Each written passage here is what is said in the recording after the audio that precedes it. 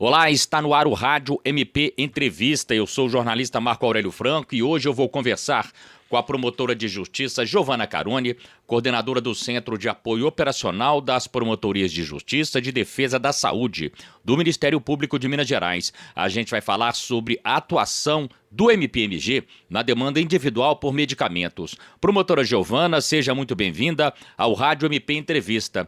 Explica pra gente de que forma o Ministério Público de Minas Gerais auxilia os pacientes na demanda individual por medicamentos no SUS. Essa é uma demanda que efetivamente acontece em todas as promotorias de justiça.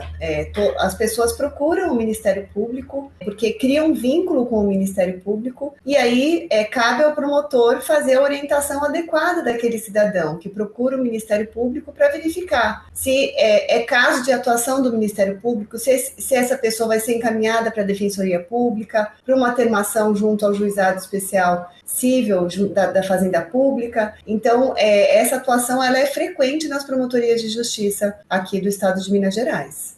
Que tipo de demanda é mais comum, promotora? O que acontece? O SUS, ele tem as suas listagens de medicamentos que fazem parte da política. Existe, por exemplo, no âmbito municipal, a REMUME, que é a Relação Municipal de Medicamentos, no âmbito nacional, a RENAME, que é a Relação Nacional de Medicamentos. O SUS, ele tem, faz parte da prestação do serviço de saúde e a disponibilidade de medicamentos.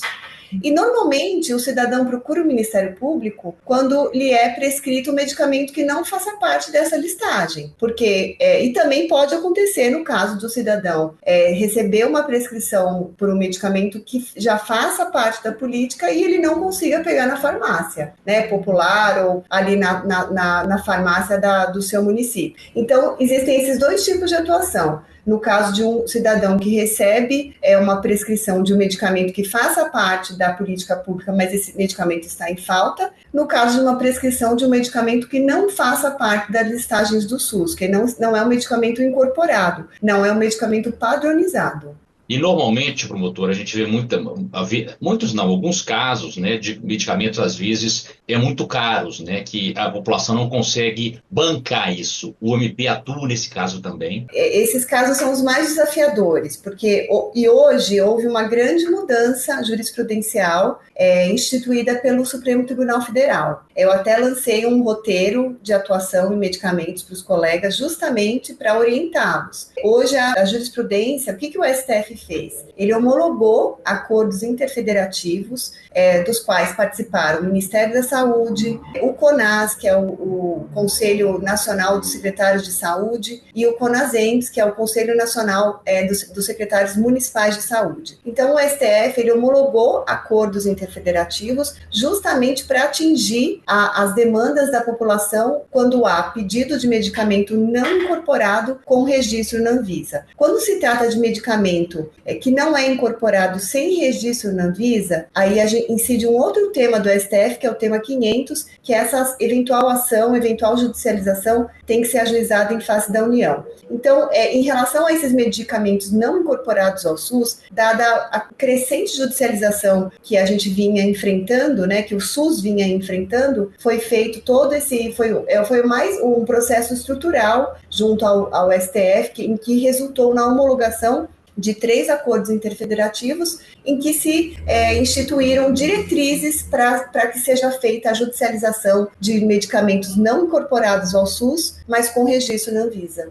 A senhora falou no início que a senhora fez uma espécie de roteiro que foi encaminhado às promotorias, é isso? Que a senhora explicasse com mais detalhe. É um roteiro dando passo a passo no caso de um promotor de justiça ter que fazer uma judicialização. Quando que um promotor de justiça deve judicializar alguma demanda? Principalmente nos casos em que não exista defensoria pública instituída naquela comarca. Por quê? Havendo defensoria pública instituída na comarca, nós devemos fazer o encaminhamento daquelas pessoas para a defensoria pública. Por quê? Porque nós, promotores de justiça, nós não somos advogados, Nós somos promotores de justiça e a nós não cabe prestar assistência jurídica gratuita. O papel do Ministério Público na defesa da saúde pública é de estruturação do SUS, como política pública de inclusão social que oferta a resposta às demandas de saúde da população. A gente tem que se antecipar e fazer a indução dessa política pública correta. É muito importante que isso fique claro para os promotores de justiça, porque nós temos que ter esse cuidado, porque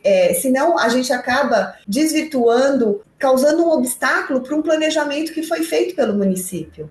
Existe uma demanda para um medicamento, onde tem que ser judicializada determinada demanda. É isso que eu também trouxe no roteiro. Acima de 210 salários mínimos como custo do tratamento anual, essas ações devem ser propostas em face da União. De 7 a 210 salários mínimos como custo do tratamento anual, essas demandas devem ser propostas em face do Estado. E abaixo disso, em face do município. Então, houve esse acordo interfederativo, porque o que acontecia? As pessoas acessavam os municípios, porque é território, é muito mais fácil. E antes disso, vigia a questão da solidariedade dos entes federados. Então, a parte poderia escolher contra quem ela iria judicializar uma demanda em face do SUS. Tem financiamento tripartite. Então, é Estado, município e União. E nessa judicialização em face do município, a União ficava blindada. Ela não tinha conhecimento disso. Existe essa deferência à questão da CONITEC, que é a Comissão Nacional de Incorporação de Tecnologias ao SUS. É por meio desse órgão que assessora o Ministério da Saúde que são feitas as incorporações de medicamentos, insumos, tecnologias ao SUS. Como que a União pode ficar fora dessa discussão, sendo que, na realidade, compete mais a ela a questão da incorporação? Os municípios, estados podem fazer incorporação de tecnologias? Podem. Só que o financiamento é tripartite. Que município vai querer incorporar uma tecnologia e custear do próprio tesouro? Então, isso é a questão do financiamento, é um grande desafio também. E mesmo porque quando você aciona o município, talvez o município tenha muito menos condições, recursos para isso, promotor? Exato. E, são 853 municípios em Minas Gerais. Existem disparidades absurdas. Nós temos municípios ricos, mas nós temos municípios também que enfrentam demandas sérias para a manutenção de todas as suas políticas públicas. E existem percentuais, a emenda constitucional 29 de 2020, ela impõe ao município que haja o investimento de 15% mínimo das suas receitas de impostos na questão da saúde. Hoje, os municípios eles investem 30%, 28%, é sempre o dobro. Os estados eles têm que investir 12%. Então, quando o STF vem e homologa esse acordo entre os três entes, é um diálogo que aconteceu. E virou súmula vinculante, de repercussão geral. Então, a comunidade jurídica ela tem que respeitar. Não é uma escolha. A comunidade jurídica, advogados, promotores, defensores, eles têm que respeitar toda essa jurisprudência que foi firmada agora. A gente está falando de Minas Gerais, mas isso vale para todo o Brasil? Vale para todo o Brasil. Súmulas vinculantes, foram editadas 2 súmulas vinculantes sobre essa questão da medicação, dos medicamentos não incorporados com registro. Fizemos um passo a passo. Se o promotor tiver que judicializar, o que ele tem que fazer? Ele tem que qualificar a sua judicialização. E como que ele qualifica a sua judicialização? Aí tem o passo a passo. Como saber se é medicamento padronizado? Onde que eu consulto? Como saber se existem evidências científicas de alto nível para esse medicamento? Eu forneço ali os sites para ele procurar, porque hoje existem 6 requisitos para você fazer a judicialização de medicamentos que não façam parte das listagens do SUS. Primeiro, o remédio tem que ser negado pelo órgão público responsável. Segundo, que a decisão da CONITEC pela não inclusão do medicamento nas listas do SUS seja ilegal, que não haja pedido de inclusão ou que haja demora excessiva na sua análise. Que não haja outro medicamento disponível nas listagens do SUS capaz de substituir o solicitado. Que haja evidência científica sobre segurança e eficácia do remédio. Outro requisito, que o remédio seja indispensável para o tratamento da doença. E o último requisito, que o solicitante não tenha condições financeiras para comprar esse medicamento. Então, se o promotor for decidir pela judicialização da demanda, ele tem que se ater a todos esses requisitos que vieram pelo tema 6.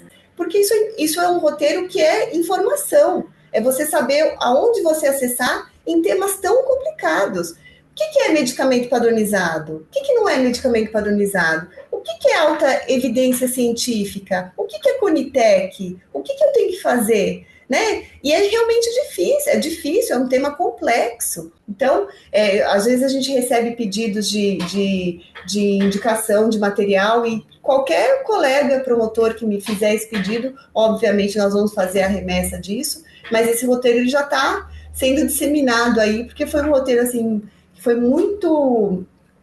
construído mesmo pela minha equipe, e eu sabia da necessidade de um roteiro desse para os colegas, porque a gente estava tendo praticamente pedidos de apoio diário sobre medicamentos.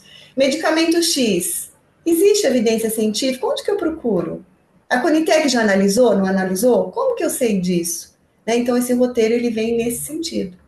Este foi o Rádio MP Entrevista com a promotora de justiça Giovana Caroni, coordenadora do Centro de Apoio Operacional das Promotorias de Justiça e de Defesa da Saúde.